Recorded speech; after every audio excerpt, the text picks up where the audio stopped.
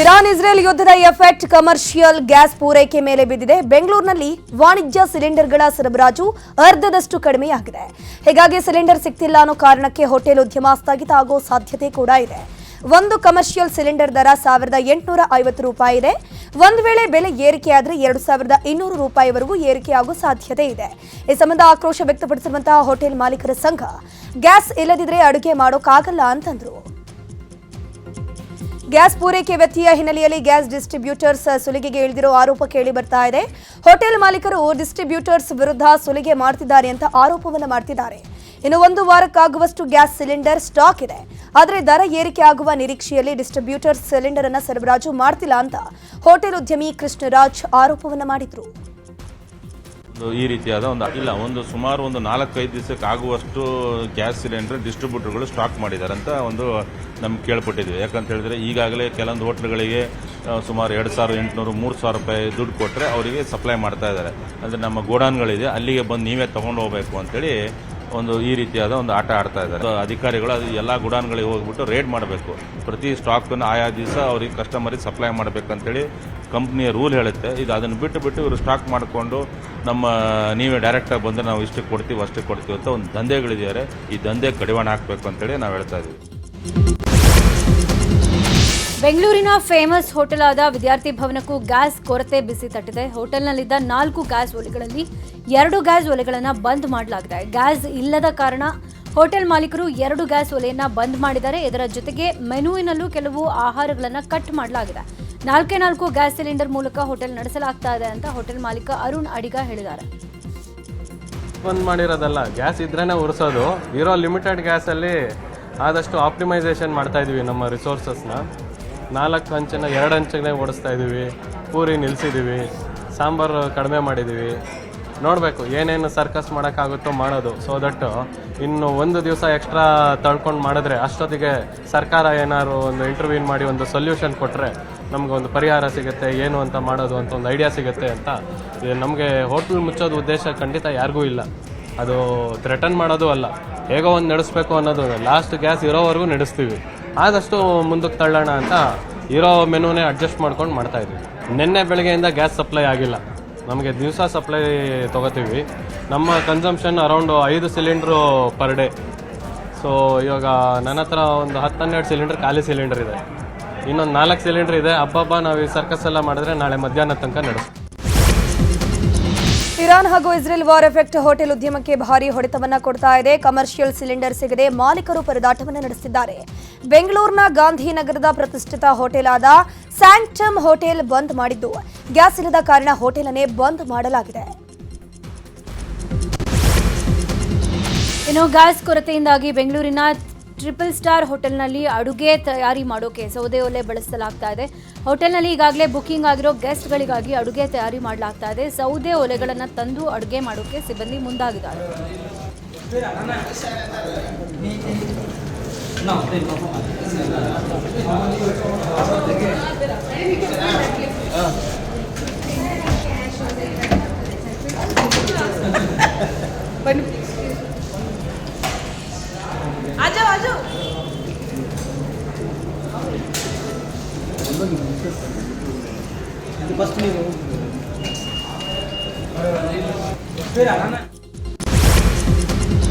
ಬೆಂಗಳೂರಿನಲ್ಲಿ commercial gas ಅಭಾವ ಹಿನ್ನೆಲೆ ಹಲವು ಹೋಟೆಲ್ಗಳಲ್ಲಿ ಆಹಾರ ಪದಾರ್ಥಗಳ ಮೆನು ಕೂಡ ಕಟ್ ಮಾಡೋಕೆ ಹೋಟೆಲ್ ಮಾಲೀಕರ ಸಂಘ ಮಹತ್ವದ ನಿರ್ಧಾರವನ್ನು ಕೈಗೊಂಡಿದೆ.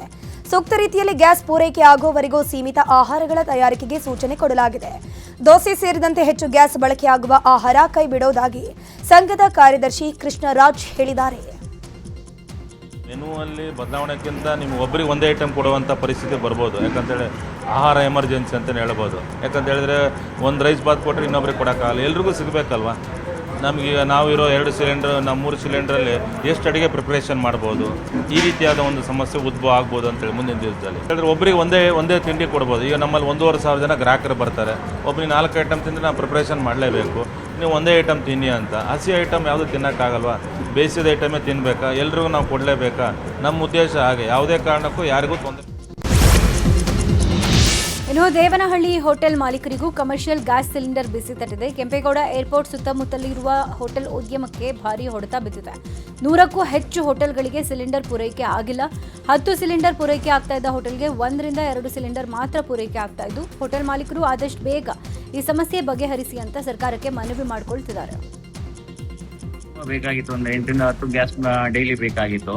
ಇವಾಗ ಕೊಡ್ತಾ ಇರೋದು ಬರೀ ನಮ್ಗೆ 2-3 ಕೊಡ್ತಾ ಇದ್ದಾರೆ. ಅದರಿಂದ ನಮ್ಗೆ ಐಟಮ್ ಮಾಡ್ಲಿಕ್ಕೆ ಆಗ್ತಾ ಇಲ್ಲ. ತುಂಬಾ ಸಮಸ್ಯೆಗಳು, ಹೋಟೆಲ್ ಫೀಲ್ಡ್ಗೆ ತುಂಬಾ ಸಮಸ್ಯೆಗಳು ಉಂಟಾಗ್ತಾ ಇದೆ. ಮತ್ತೆ ನಮ್ದು ಇಲ್ಲಿ ಏರ್ಪೋರ್ಟ್ ಹತ್ರ ಇರೋಗೋಸ್ಕರ ತುಂಬಾ ಕಸ್ಟಮರ್ ಬರ್ತಾರೆ, ಎಲ್ಲೋ ಫಾರಿನರ್ಸ್ ಇಂದ ಬಂದಿರ್ತಾರೆ. ಅವ್ರನ್ನೆಲ್ಲ ಇಲ್ಲಿ ಇದ್ ಮಾಡ್ಲಿಕ್ಕೆ ತುಂಬಾ ಕಷ್ಟ ಆಗ್ತಾ ಇದೆ. ಐಟಮ್ ಪ್ರಿಪೇರ್ ಮಾಡ್ಲಿಕ್ಕೆ ನಮ್ಗೆ ಗ್ಯಾಸ್ ಇಲ್ಲ ಅಂತ ಹೇಳಿದ್ರೆ ಹೋಟೆಲ್ ಉದ್ಯಮಿ ನಡೆಸೋದೇ ತುಂಬಾ ಕಷ್ಟದಲ್ಲಿ. ತುಂಬಾ ಮೈಸೂರಿಗೂ ಕೂಡ ಇಸ್ರೇಲ್ ಇರಾನ್ ಯುದ್ಧದ ಎಫೆಕ್ಟ್ ತಟ್ಟಿದೆ. ಅಡುಗೆ ಅನಿಲ ಪೂರೈಕೆ ವ್ಯತ್ಯಾಸ ಹಿನ್ನೆಲೆಯಲ್ಲಿ ಮೈಸೂರಿನ ಬಹುತೇಕ ಹೋಟೆಲ್ಗಳು ಬಂದ್ ಆಗೋ ಸಾಧ್ಯತೆ ಇದೆ. ಈ ಬಗ್ಗೆ ಮೈಸೂರು ಹೋಟೆಲ್ನ ಮಾಲೀಕರ ಸಂಘದ ಅಧ್ಯಕ್ಷ ನಾರಾಯಣಗೌಡ ಮಾತನಾಡಿದ್ದು, ಈಗಾಗಲೇ 3 ವಾರಗಳಲ್ಲೇ ಸಿಲಿಂಡರ್ ಬೆಲೆ ಏರಿಕೆಯಾಗಿದೆ. ಈಗ ಗ್ಯಾಸ್ ಸಿಲಿಂಡರ್ ಅಭಾವ ಉಂಟಾಗಿದೆ. ಹೀಗೆ ಆದ್ರೆ ಹೋಟೆಲ್ಗಳು ಬಂದ್ ಆಗುತ್ತೆ. ಹೀಗಾಗಿ ಕೇಂದ್ರ ಹಾಗೂ ರಾಜ್ಯ ಸರ್ಕಾರ ಕೂಡಲೇ ಈ ಬಗ್ಗೆ ಗಮನ ಹರಿಸಿ ಸೂಕ್ತ ಕ್ರಮ ಕೈಗೊಳ್ಳಬೇಕು ಅಂತಂದ್ರು. ನಿಲ್ಲಿಸಿರೋದ್ರಿಂದ ಇನ್ನೊಂದು 3-4 ದಿನದಲ್ಲಿ HP ಗ್ಯಾಸ್ ಬರ್ತಾ ಇದೆ. ಅದೇನೋ ನಿಂತು ಹೋಗ್ಬಿಟ್ರೆ ಮೈಸೂರು ನಗರಾದ್ಯಂತ ಹೋಟ್ಲ್ ಉದ್ಯಮ ಸ್ಥಗಿತ ಆಗಿದೆ. ನಾವೆಲ್ಲ ಬೀದಿಗೆ ಬಂದು ಮತ್ತೆ ಧರಣಿ ಪ್ರತಿಭಟನೆ ಮಾಡಬೇಕಾಗತ್ತೆ. ಸರ್ಕಾರ ಎಚ್ಚೆತ್ತುಕೊಂಡು ಆದಷ್ಟು ಬೇಗ ಇದನ್ನು ಬಗೆಹರಿಸಲಿ ಅಂತ ಹೇಳ್ಬಿಟ್ಟು ನಾವು ಕೇಂದ್ರ ಸರ್ಕಾರವನ್ನು ನಿನ್ನೆಲ್ಲ ಪತ್ರಗಳು ಬರೆದಿದ್ದೀವಿ. ಇದೇನಾದರೂ ಇದೇ ರೀತಿ ಮುಂದುವರೆದ್ರೆ ಸಾರ್ವಜನಿಕರಿಗೂ ಬಹಳ ಕಷ್ಟ ಆಗುತ್ತೆ. ನಾವು ಅಗತ್ಯ ಸೇವೆಗಳ ಅಡಿಯಲ್ಲಿ ಬರೋದ್ರಿಂದ ನಾವು ಇದನ್ನು ಆದಷ್ಟು ಬೇಗ ಸಮಸ್ಯೆನ ಬಗೆಹರಿಸಿ ಅಂತ ಹೇಳ್ಬಿಟ್ಟು ಕೇಂದ್ರ ಸರ್ಕಾರವನ್ನು ಮತ್ತು ನಮ್ಮ ಮೈಸೂರಿನ MP ಅವರ ಮೂಲಕ ಆಗ್ರಹ ಪಡಿಸ್ತಾ ಇದ್ದೀವಿ. ಬೆಲೆ ಏರಿಕೆ ಈ ವಾರದಲ್ಲಿ 1ನೇ ತಾರೀಕಿಂದ ನಿನ್ನೆವರೆಗೂ 3 ಬಾರಿ ಜಾಸ್ತಿ ಆಗಿದೆ. 1ನೇ ತಾರೀಕು 30 ರೂಪಾಯಿ ಆಗಿದೆ, 5ನೇ ತಾರೀಕು 114 ರೂಪಾಯಿ ಆಗಿದೆ. ಮತ್ತೆ ನಿನ್ನೆ ಡಿಸ್ಕೌಂಟ್ ಏನಿದೆ ಅದೆಲ್ಲ ನಿಲ್ಲಿಸಿದ್ದಾರೆ. ಕಮರ್ಷಿಯಲ್ ಸಿಲಿಂಡರ್ಗಳ ಅಭಾವದಿಂದಾಗಿ ಹೋಟೆಲ್ಗಳನ್ನು ಬಂದ್ ಮಾಡ್ತೀವಿ ಅನ್ನೋ ವಿಚಾರದ ಬಗ್ಗೆ ಸಾರ್ವಜನಿಕರು ರಿಯಾಕ್ಷನ್ ಕೊಟ್ಟಿದ್ದಾರೆ. ಹೋಟೆಲ್ ಬಂದ್ ಆದರೆ ಕಷ್ಟ ಆಗುತ್ತೆ. ಕೂಡಲೇ ಸರ್ಕಾರ ಗಮನ ಹರಿಸಿ ಸಮಸ್ಯೆ ಬಗೆಹರಿಸಬೇಕು. ಮನೆಗಳಿಗೂ ಸಿಲಿಂಡರ್ ಬುಕಿಂಗ್ ಸಮಯ ಹೆಚ್ಚಳ ಮಾಡಬೇಕು. ಇಲ್ಲದೇ ಇದ್ರೆ ಮನೆಗಳಲ್ಲೂ ಇನ್ಮೇಲೆ ಸೌದೆ ಒಲೆನೇ ಬಳಸಬೇಕಾಗುತ್ತೆ. ಹೀಗಾಗಿ ಸರ್ಕಾರ ಸಿಲಿಂಡರ್ ಸಮಸ್ಯೆ ಬಗೆಹರಿಸಬೇಕು ಅಂತ ಹೇಳಿದ್ದಾರೆ. ಎಲ್ಲ ಆಫೀಸ್ಗೆ ಹೋಗೋರು ಇರ್ತಾರೆ, ಮನೆಯಲ್ಲಿರೋರು ಇರ್ತಾರೆ, ಎಲ್ಲರಿಗೂ ಬೇಕು, ಅದು ಅವಶ್ಯಕತೆ ಇದ್ದೇ ಇದೆ. ಅದರಿಂದ ಆ ಥರ ಮಾಡಿದ್ರೆ ಮಾನ್ಯ ಸಿದ್ದರಾಮಯ್ಯನವರು ಇದಕ್ಕೇನಾದರೂ ಒಂದು ವ್ಯವಸ್ಥೆ ಮಾಡೋದು ಒಳ್ಳೆಯದು ಅನ್ಸುತ್ತೆ. ನಾಳೆಯಿಂದ ಬಂದ್ ಮಾಡ್ತಾರಂತೆ ಗ್ಯಾಸ್ ಇಲ್ಲ ಅಂದರೆ ಸಾರ್ವಜನಿಕರಿಗೆ ತೊಂದರೆ ಆಗುತ್ತೆ. ತೊಂದರೆ ಆಗೇ ಆಗುತ್ತೆ ಎಲ್ಲರಿಗೂ. ಇಲ್ಲಿ ಈ ಏರಿಯಾದಲ್ಲಿ ಎಸ್ಪೆಷಲಿ ಭಾಳ ತೊಂದರೆ ಆಗುತ್ತೆ. ಆಲ್ಟರ್ನೇಟ್ ಅರೇಂಜ್ಮೆಂಟ್ ಮಾಡಬೇಕು. ಡೆಫಿನೆಟ್ಲಿ ಆಗುತ್ತೆ. ಬಿಕಾಸ್ ಈಗಿನ ಟೈಮಲ್ಲಿ many of them depend on hotels. ಬೆಳಿಗ್ಗೆ ಟೈಮ್ ಸಿಕ್ಕಿರಲ್ಲ, ಸೊ ಮಕ್ಕಳನ್ನೆಲ್ಲ ರೆಡಿ ಮಾಡಿ ಬಳಸ್ಗೆ some prefer going out and eating. So probably ಇರುತ್ತೆ. So I think they should be some alternate ಇದ್ರೇನೆ ಹೋಟ್ಲಿಗೆ ಬಂದು ಅವ್ರು ಏನು ಕೊಡ್ತಾರೆ ತಿನ್ಕೊಂಡು ಹೋಗ್ಬೇಕಾಗುತ್ತೆ. ಪ್ರಾಬಬ್ಲಿ ವಿ ಶುಡ್ ಅಡ್ಜಸ್ಟ್ ಮಾಡ್ಕೊಂಡು ಹೋಗ್ಬೇಕು ಅನ್ಸುತ್ತೆ. But government should also think about it ಅಲ್ಲ. ಇನ್ನು ಗ್ಯಾಸ್ ಅಭಾವದ ಭೀತಿ ಹಿನ್ನೆಲೆ ಬೆಂಗಳೂರಿನ ಸಜ್ಜನ್ ರಾವ್ ಸರ್ಕಲ್ ಬಳಿ ಇರೋ ಭಾರತ್ ಗ್ಯಾಸ್ ಏಜೆನ್ಸಿಯಲ್ಲಿ ಜನಸಂದಣಿ ಸೇರಿದೆ. ಇದುವರೆಗೆ ಮನೆಯಿಂದಲೇ ಗ್ಯಾಸ್ ಬುಕ್ ಆಗ್ತಾ ಇತ್ತು. ಈಗ ಆಗ್ತಾ ಇಲ್ಲ ಅಂತ ನೇರವಾಗಿ ಜನ ಏಜೆನ್ಸಿಗೆ ಬಂದಿದ್ದೀವಿ. ಇಲ್ಲೂ ಸಮಸ್ಯೆ ಇದೆ, ಕೆಲವರಿಗೆ ಬುಕ್ ಆಗ್ತಾ ಇದೆ, ಕೆಲವರಿಗೆ ಆಗ್ತಾ ಇಲ್ಲ ಅಂತ ಹೇಳಿದ್ದಾರೆ. ಇನ್ನು ವಾರ್ ಎಫೆಕ್ಟ್ ಪಿಜಿ ಮಾಲೀಕರಿಗೂ ಕೂಡ ತಡ್ತಾ ಇದೆ. ಕಮರ್ಷಿಯಲ್ ಗ್ಯಾಸ್ ಸಿಗದೆ ಸಂಕಷ್ಟ ಎದುರಿಸುವಂತಾಗಿದೆ. ಬೆಂಗಳೂರಿನ ಕೆಲ ಪಿಜಿಗಳಲ್ಲಿ ಆಹಾರದ ಮೆನು ಕೂಡ ಚೇಂಜ್ ಮಾಡಲಾಗ್ತಿದೆ. ಗ್ಯಾಸ್ ಕೊರತೆ ಇರೋದ್ರಿಂದ ಚಪಾತಿ ರೊಟ್ಟಿ ಮಾಡದೇ ಇರೋಕೆ ನಿರ್ಧಾರವನ್ನು ಮಾಡಲಾಗಿದೆ. ಕೇವಲ ಅನ್ನ ಸಾಂಬಾರ್ ಪಲಾವ್ ತಯಾರು ಮಾಡೋಕೆ ಮಾತ್ರ ನಿರ್ಧರಿಸಿದ್ದು. ಇವತ್ತಿನಿಂದಲೇ ನಿಯಮ ಜಾರಿ ಮಾಡಲಾಗಿದ್ದು ಇನ್ನೊಂದು ವಾರಕ್ಕಾಗುವಷ್ಟು ಮಾತ್ರ ಸಿಲಿಂಡರ್ಗಳಿದ್ದು ಮುಂದಿನ ವಾರದಿಂದ ಏನ್ ಮಾಡೋದೇ ಚಿಂತೆಯಾಗಿದೆ ಅಂತ ಪಿಜಿ ಮಾಲೀಕರ ಸಂಘದ ಅಧ್ಯಕ್ಷ ಅರುಣ್ ಕುಮಾರ್ ಹೇಳಿದ್ದಾರೆ. ಎಷ್ಟೋ ಕಡೆ ಹೋಟೆಲ್ ಮಾಲೀಕರು ಕೂಡ ಪಿಜಿಗಳಿಗೆ ಟೈಅಪ್ ಆಗಿ ಪದಾರ್ಥ ಊಟದ ವ್ಯವಸ್ಥೆ ಮಾಡ್ತಕ್ಕಂಥದ್ದು ಇದೆ. ಸೊ ಹಾಗಾಗಿ ಎಲ್ಲೋ ಒಂದು ಹತ್ರ ನಮಗೂ ಕೂಡ ಇದ್ರ ಬಿಸಿ ತಡ್ತಾ ಇದೆ. ಏನು ಒಂದು ಮೆನುಗಳಲ್ಲಿ ಬದಲಾವಣೆ ಮಾಡಿಕೊಂಡು ಅಟ್ಲೀಸ್ಟ್ ಒಂದು ವಾರದವರೆಗೂ ತಳ್ತಕ್ಕದ್ದು. ಯಾಕಂದರೆ ಖಾಲಿ ಆದ ತಕ್ಷಣ ಸಿಲಿಂಡರ್ ತಂದು ಕೊಡಲಿಲ್ಲ ಅಂದರೆ ಸೊ ಇರ್ತಕ್ಕಂಥ ಸಿಲಿಂಡರ್ನ ಸಮರ್ಪಕವಾಗಿ ಬಳಸ್ತಕ್ಕಂಥದ್ದು ಆಗುತ್ತೆ. ಒಂದು ವಾರಕ್ಕೆ ಬರ್ತಕ್ಕಂಥದ್ದನ್ನ ಇನ್ನೂ ಒಂದು 6 ದಿನ ಹೆಚ್ಚಿಗೆ ಅದನ್ನು ನಿಭಾಯಿಸಲಿಕ್ಕೆ ಏನೆಲ್ಲ ಕ್ರಮಗಳು ಬೇಕು ಅದನ್ನು ತಗೋಬೇಕು ಅಂತ ಇರ್ತಕ್ಕಂಥ ಪರಿಸ್ಥಿತಿ. ಮಾನವೀಯ ಮೌಲ್ಯಗಳನ್ನ ನಾವು ನೋಡಿಕೊಂಡು ಎಲ್ಲ ಸಮಯದಲ್ಲಿ ಮಾಲೀಕರು ಲಾಭ ನಷ್ಟದ ಒಂದು ಹಿತಾಸಕ್ತಿ ನೋಡೋದು. ಇದಕ್ಕೆ ಸಂಬಂಧಪಟ್ಟಂಗೆ ಇವತ್ತು ಮತ್ತೆ ನಾಳೆಯ ಪರಿಸ್ಥಿತಿನ ನೋಡಿಕೊಂಡು ಸೊ ನಾವು ಮುಂದಿನ ನಿರ್ಧಾರಗಳನ್ನ ಯಾವ ರೀತಿ ಮಾಡ್ಬೋದು ಅಂತ 20 ಲೀಟರ್ ರೈಸ್ ಕುಕ್ಕರು ಇಂಥವೆಲ್ಲ ಎಲೆಕ್ಟ್ರಿಕಲ್ ಇಕ್ವಿಪ್ಮೆಂಟ್ ಸಿಗುತ್ತವೆ. ಸಣ್ಣ ನಿರ್ಧಾರಗಳನ್ನ ಈಗಾಗಲೇ ನಡೆಸ್ತಾ ಇದ್ದೀವಿ ಸರ್. ಬೆಂಗಳೂರಲ್ಲಿ ಕಮರ್ಷಿಯಲ್ ಗ್ಯಾಸ್ ಅಭಾವ ಇರೋ ಬೆನ್ನಲ್ಲೇ ಡೊಮೆಸ್ಟಿಕ್ ಗ್ಯಾಸ್ಗೆ ಡಿಮಾಂಡ್ ಜಾಸ್ತಿ ಆಗಿದೆ. ಇದರಿಂದಾಗಿ ಗೃಹ ಬಳಕೆಯ ಗ್ಯಾಸ್ಗೂ ಅಭಾವ ಆಗೋ ಭೀತಿಯಿಂದಾಗಿ ಜನ ಗ್ಯಾಸ್ ಬುಕಿಂಗ್ಗೆ ಮುಗಿಬಿದ್ದಿದ್ದಾರೆ. ಬುಕಿಂಗ್ ಹೆಚ್ಚಾದ ಹಿನ್ನೆಲೆ ಸಾಫ್ಟ್ವೇರ್ ಸ್ಲೋ ಆಗಿದ್ದು ಸುಮಾರು 70% ಬುಕಿಂಗ್ ಹೆಚ್ಚಳ ಆಗಿದೆ ಅಂತ ಗ್ಯಾಸ್ ಏಜೆನ್ಸಿ ಸಿಬ್ಬಂದಿ ಮಾಹಿತಿ ಕೊಟ್ಟಿದ್ದಾರೆ. ಮಧ್ಯಪ್ರಾಚ್ಯ ಯುದ್ಧದಿಂದಾಗಿ ರಾಜ್ಯದಲ್ಲಿ ಸಿಲಿಂಡರ್ ಕೊರತೆ ಹೆಚ್ಚಳವಾಗ್ತಾ ಇದೆ. ಗದಗದಲ್ಲಿ ಸಿಲಿಂಡರ್ ಪಡೆಯೋಕೆ ಜನರು ಪರದಾಟ ನಡೆಸುತ್ತಿದ್ದಾರೆ.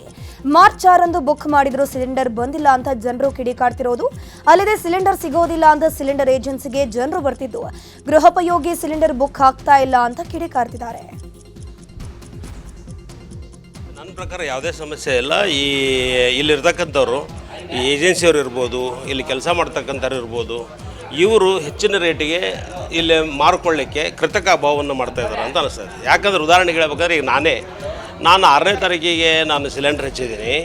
ನಾನು 6ನೇ ತಾರೀಕಿಗೆ ಸಿಲಿಂಡರ್ ಹಚ್ಚಿದ್ರೆ ನಂಗೆ ಡಾಕೆಟ್ ನಂಬರ್ ಬಂದೈತಿ. 7ನೇ ತಾರೀಕಿಗೆ ಡೆಲಿವರಿ ಆಗ್ತೈತಿ ಅಂತ ಹೇಳ್ತಾರೆ. ಬಟ್ ಇವತ್ತು 10ನೇ ತಾರೀಕು, ಮುಂದೆ 8ನೇ ತಾರೀಕಿಗೆ ರೇಟ್ ಜಾಸ್ತಿ ಆಗ್ತೈತಿ. ಬಟ್ ಇವತ್ತಿಗೂ ನಂದು ಡೆಲಿವರಿ ಆಗಿಲ್ಲ. ಅಂದರೆ ಅವ್ರಿಗೆ ಮೊದಲೇ ಗೊತ್ತು ರೇಟ್ ಎಲ್ಲ ಜಾಸ್ತಿ ಆಗುತ್ತೆ. ಇವನ್ನೆಲ್ಲ ಇಂಥವನ್ನ ಈ ಹಚ್ಚಿದ ನಂಬರ್ಗಳನ್ನು ಕೂಡ ಅವ್ನು ತೊಗೊಂಡು ಸ್ಟಾಕ್ ಇಟ್ಕೊಂಡು ನಾಳೆ ಅವನ್ನ ಜಾಸ್ತಿ ರೇಟಿಗೆ ಮಾರ್ಕೊಳ್ಳೋದು. ಅದಕ್ಕೆ ಪ್ರಾಬ್ಲಮ್ ಆಗಿತ್ತು ಅಂತೇಳಿ ನಾವು ಇಲ್ಲಿ ಕೇಳಕ್ಕೆ ಬಂದಿದ್ವಿ ರೀ. ಬುಕ್ ಆಗತ್ತಿಲ್ಲ ರೀ. ಅದು ಹೋದ ತಿಂಗಳು ನಾವು ಬುಕ್ ಮಾಡಿದ್ವಿ, ಅದು ಇಮಿಡಿಯೇಟ್ ಅದು ಆತ್ರಿ. ಈ ತಿಂಗಳು ಮಾಡಿದ್ರು ಬರಾಕತ್ತಿಲ್ಲ ರೀ. ಅದಕ್ಕೆ ಏನು ಪ್ರಾಬ್ಲಮ್ ಆಗ್ಯದ ಅಂತ ಕೇಳಕ್ಕೆ ಬಂದಿದ್ವಿ ಸರಿ. ಆಗಾಕತ್ತಿಲ್ಲ, ಕಾಲ್ನೂ ಇಲ್ಲ ರೀ. 3-4 ನಂಬರ್ಸ್ ಕೊಟ್ಟಿದ್ರು ರೀ. ಎಲ್ಲ ನಂಬರ್ ಚೆಕ್ ಮಾಡಿದ್ವಿ, ಯಾವುದೂ ನಂಬರ್ ಆಗತ್ತಿಲ್ಲ. ಇದು ಸರ್ವರ್ ಇಶ್ಯೂ ಇರೋದು ನಮ್ಮ ಏಜೆನ್ಸಿ ಒಳಗೆ ಒಂದೇ ಅಲ್ರಿ, ಎಲ್ಲ ಕಡೆನೂ ಐತಿ. ಸಿಲಿಂಡ್ರಿಗೆ ಯಾವುದೇ ಥರದ ಇದಕ್ಕೆ ಸಪ್ಲೈಗೇನು ತೊಂದರೆ ಇಲ್ಲ. ನಿನ್ನೆ ಬುಕ್ ಮಾಡಿದ್ವಿ, ಇವತ್ತು ಡೆಲಿವರಿ ಕಳ್ಸಾಕತ್ತೀವಿ.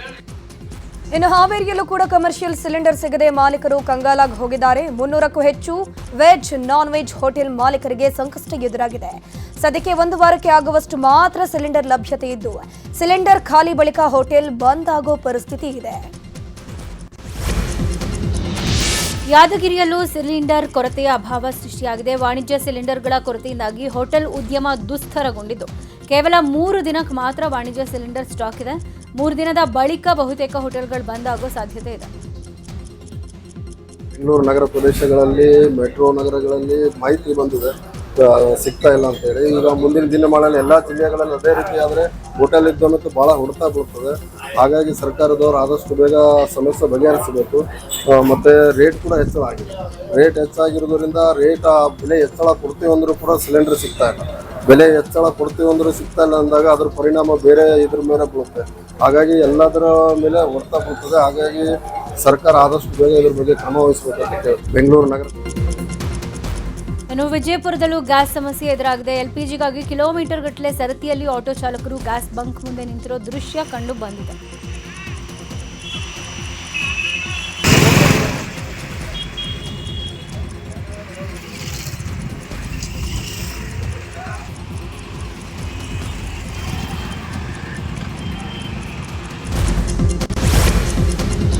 ಗ್ಯಾಸ್ ಬೆಲೆ ಏರಿಕೆ ಹಾಗೂ ಪೂರೈಕೆಯಲ್ಲಿ ವ್ಯತ್ಯಯ ವಿಚಾರದ ಬಗ್ಗೆ ಮಾತನಾಡಿದ ಡಿಸಿಎಂ ಡಿಕೆ ಶಿವಕುಮಾರ್, ಪಾರ್ಲಿಮೆಂಟ್ನಲ್ಲಿ ಸರ್ಕಾರ ಇದನ್ನ ಚರ್ಚೆ ಮಾಡಬೇಕು. ಇವತ್ತಿನವರೆಗೂ ಚರ್ಚೆ ಮಾಡೋಕೆ ಅವಕಾಶ ಕೊಟ್ಟಿಲ್ಲ. ನಮ್ಮ ಇಂಡಿಯಾ ಒಕ್ಕೂಟದ ಎಂಪಿಗಳು ನಿನ್ನೆ ಪ್ರತಿಭಟನೆ ಮಾಡಿದ್ರು. ನಮ್ಮ ಬಳಿ ಸ್ಟಾಕ್ ಇಲ್ಲ, ಸಿಲಿಂಡರ್ ಬೆಲೆ ಕೂಡ ಏರಿಸಿದ್ದಾರೆ. ಇದ್ರ ಬಗ್ಗೆ ಎಂಪಿಗಳು ಮಾತನಾಡ್ತಿಲ್ಲ. ಮೊದಲು ಈ ಸಮಸ್ಯೆ ಬಗ್ಗೆ ಧ್ವನಿ ಎತ್ತಲಿ ಅಂತಂದ್ರು. ಇನ್ನು ಇದೇ ವಿಚಾರವಾಗಿ ಸಚಿವ ಪ್ರಿಯಾಂಕ್ ಖರ್ಗೆ, ಲಕ್ಷ್ಮೀ ಹೆಬ್ಬಾಳ್ಕರ್, ಎಂಸಿ ಸುಧಾಕರ್, ಆರ್ವಿ ದೇಶಪಾಂಡೆ ಕೂಡ ಪ್ರತಿಕ್ರಿಯಿಸಿದ್ದಾರೆ. ಪಾರ್ಲಿಮೆಂಟಲ್ಲಿ ಸರ್ಕಾರ ಇದನ್ನು ಚರ್ಚೆ ಮಾಡಬೇಕು. ಇವತ್ತರೆಗೂ ಚರ್ಚೆ ಮಾಡೋಕ್ಕೆ ಅವಕಾಶ ಕೊಡ್ತಾ ಇಲ್ಲ. ಅದಕ್ಕೆ ನಮ್ಮ ಎಲ್ಲ ಎಂಪಿಗಳು, ಇಂಡಿಯಾ ಒಕ್ಕೂಟದ ಎಂಪಿಗಳೆಲ್ಲ ನಿನ್ನೆಲ್ಲ ಪ್ರತಿಭಟನೆ ಮಾಡಿದ್ದಾರೆ. ಯಾಕೆ ಅವ್ರಿಗೆ ಭಯ? ನಿಮ್ಮ ಫಾರಿನ್ ಪಾಲಿಸಿ ಇವತ್ತಿಂದಲ್ಲ ನಾವು ಈ ರಾಜ್ಯತೆ ಸಂಬಂಧ. ನಮಗೆ ಸ್ಟಾಕ್ ಇಲ್ಲ. ಈಗಾಗಲೇ ಡೀಸೆಲ್ ಬೆಲೆ ನಿನ್ನೆನೇ ಹೆಣ್ಮಕ್ಳು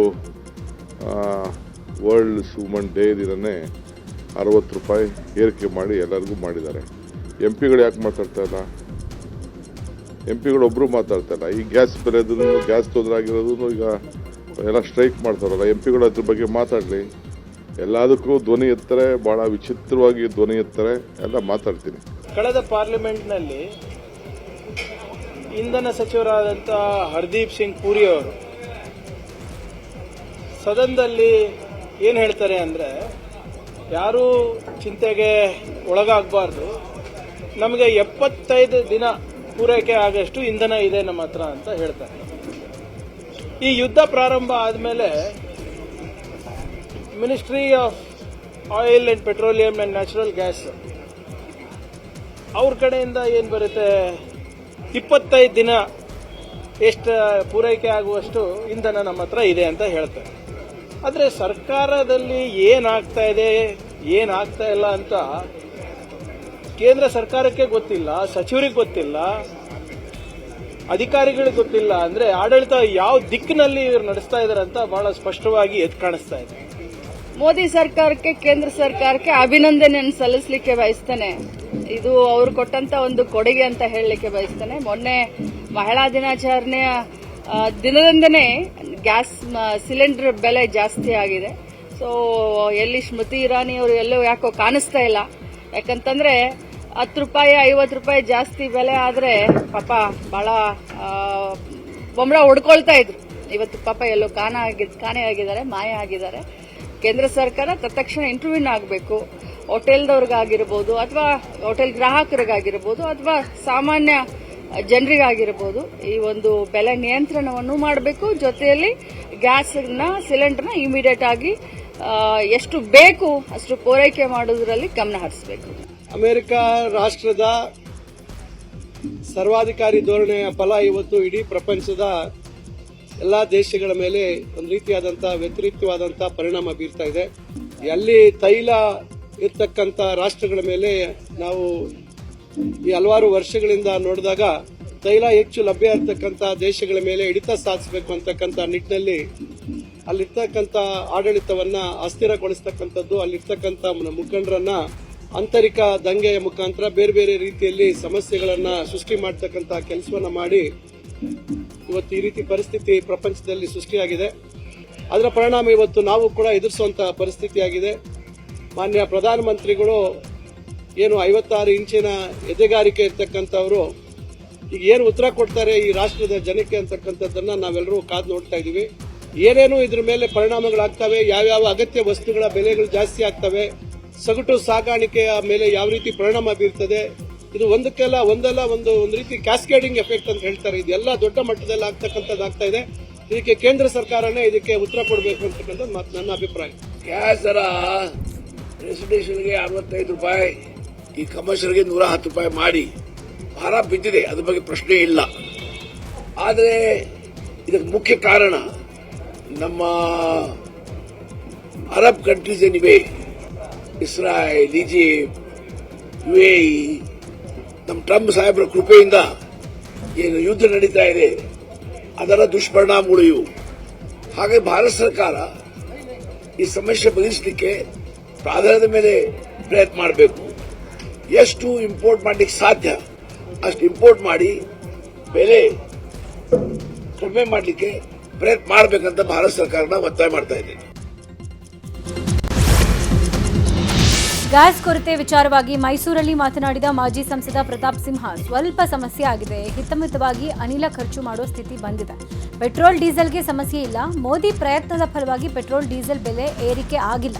ಗ್ಯಾಸ್ ಅನಿಲ ಪೂರೈಕೆಯಲ್ಲಿ ವ್ಯತ್ಯಯ ಆಗ್ತಾ ಇರೋದು ಭಾರತೀಯರ ಜೀವಕ್ಕೇನೂ ಆಗದಂತೆ ಮೋದಿ ನೋಡ್ಕೊಳ್ತಾ ಇದ್ದಾರೆ. ಹೀಗಾಗಿ ಜನ ಸ್ವಲ್ಪ ದಿನ ಇತಿಮಿತಿಯಲ್ಲಿ ಗ್ಯಾಸ್ ಬಳಸಬೇಕು ಅಂತ ಹೇಳಿದ್ದಾರೆ.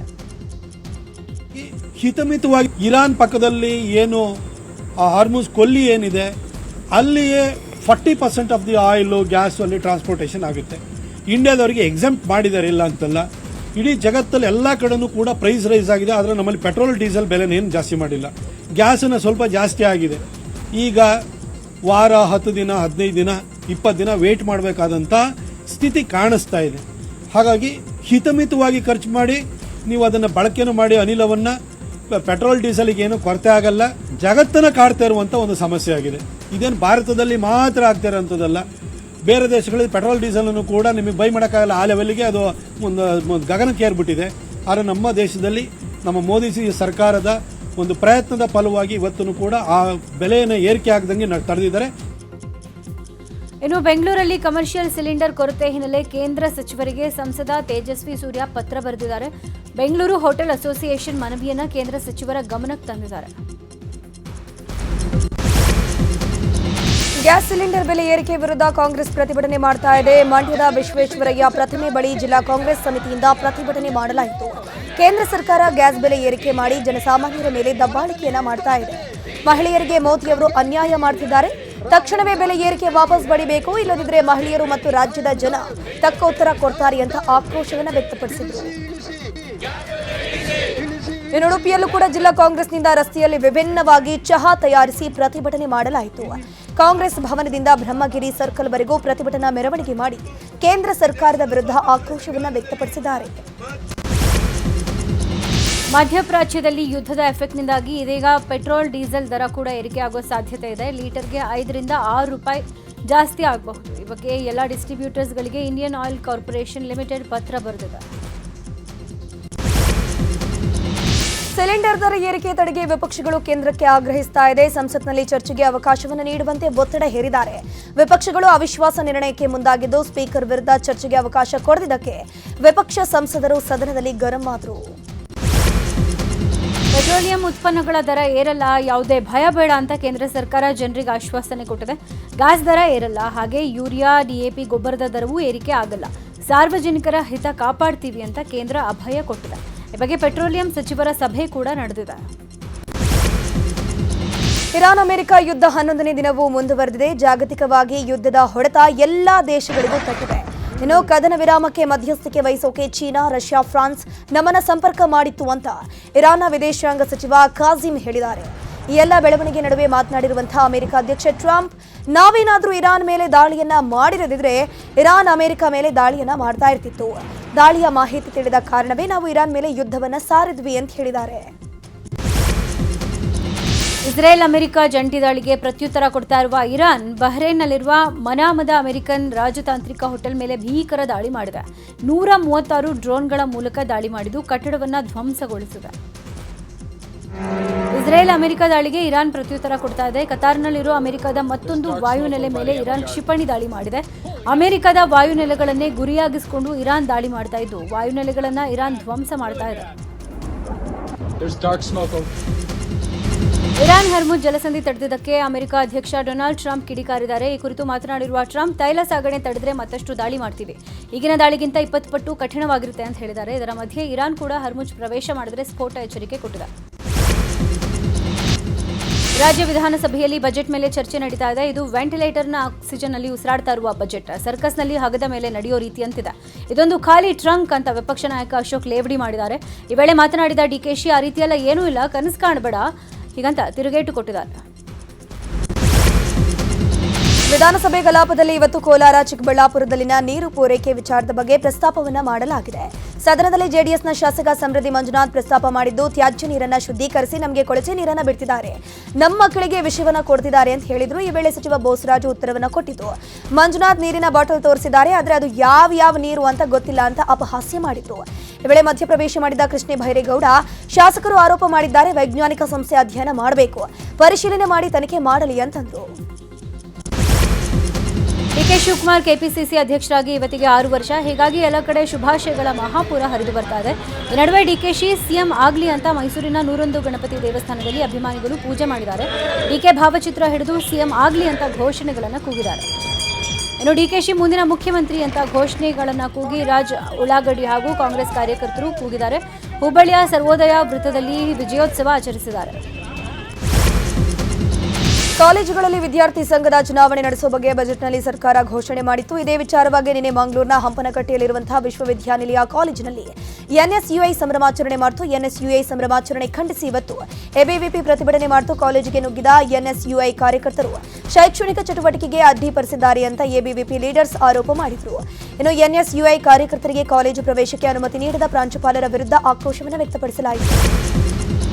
T20 ವಿಶ್ವಕಪ್ ಗೆದ್ದ ಟೀಂ ಇಂಡಿಯಾಗೆ ಬಿಸಿಸಿಐ ಬರೋಬ್ಬರಿ 131 ಕೋಟಿ ರೂಪಾಯಿ ನಗದು ಬಹುಮಾನ ಘೋಷಣೆ ಮಾಡಿದೆ. ಮೊನ್ನೆ ಅಹಮದಾಬಾದ್ನ ನರೇಂದ್ರ ಮೋದಿ ಸ್ಟೇಡಿಯಂನಲ್ಲಿ ಫೈನಲ್ ಪಂದ್ಯದಲ್ಲಿ ನ್ಯೂಜಿಲೆಂಡ್ ತಂಡವನ್ನು ಮಣಿಸಿದ್ದ ಟೀಂ ಇಂಡಿಯಾ ವಿಶ್ವಕಪ್ ಪ್ರಶಸ್ತಿಯನ್ನು ಮುಡಿಗೇರಿಸಿಕೊಂಡಿತ್ತು. ಇದೀಗ ವಿಶ್ವ ವಿಜೇತ ತಂಡಕ್ಕೆ ಬಿಸಿಸಿಐ 131 ಕೋಟಿ ಬಹುಮಾನ ಘೋಷಣೆ ಮಾಡಿದ್ದು ಭಾರತ ತಂಡದ ಆಟಗಾರರಿಗೆ ಮತ್ತು ಸಿಬ್ಬಂದಿಗೆ ಹಂಚಲಾಗುತ್ತೆ ಅಂತ ಹೇಳಿದೆ. ಟಾಕ್ಸಿಕ್ ಸಿನಿಮಾದ ಎಫೆಕ್ಟ್ ನಿಂದಾಗಿ ರಾಮಾಯಣ ಚಿತ್ರದ ಶೂಟಿಂಗ್ ಲೇಟ್ ಆಗೋ ಸಾಧ್ಯತೆ ಇದೆ. ಟಾಕ್ಸಿಕ್ ಸಿನಿಮಾಗಾಗಿ ಗಡ್ಡ ತೆಗೆದು ಯಶ್ ಹೇರ್ ಕಟ್ ಅನ್ನು ಮಾಡಿಸಿದ್ದಾರೆ. ಆದರೆ ರಾಮಾಯಣ ಸಿನಿಮಾದಲ್ಲಿ ರಾವಣ ಪಾತ್ರಕ್ಕಾಗಿ ಗಡ್ಡದ ಗೆಟಪ್ನಲ್ಲಿ ಯಶ್ ಕಾಣಿಸಿಕೊಂಡಿದೆ. ಆದರೆ ಯಶ್ನ ಉದ್ದ ಕೂದಲು ಹಾಗೂ ಗಡ್ಡಕ್ಕಾಗಿ ರಾಮಾಯಣ ಟೀಮ್ ಕಾಯ್ತಾ ಇದೆ. ಇನ್ನು 2 ರಿಂದ 3 ತಿಂಗಳು ರಾಮಾಯಣ ಸಿನಿಮಾ ಶೂಟಿಂಗ್ ಡೌಟ್ ಎನ್ನಲಾಗ್ತಿದೆ.